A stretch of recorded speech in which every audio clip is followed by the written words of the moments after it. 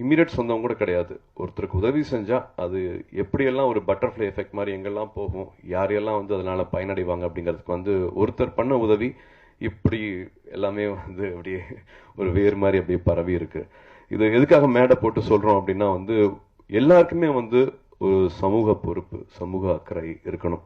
அது ஒருத்தர் உதவி செஞ்சா போதும், அது பட்டர்ஃப்ளை எஃபெக்ட் மாதிரி அது ஒரு 4-5 ரிப்பிள் எஃபெக்ட் மாதிரி இன்னும் ஒரு 5 பேருக்கு, இன்னொரு 10 பேருக்கு, இன்னும் ஒரு 1000 பேருக்கு, இன்னும் ஒரு 1,00,000 பேருக்கு அது போய் சேரும்.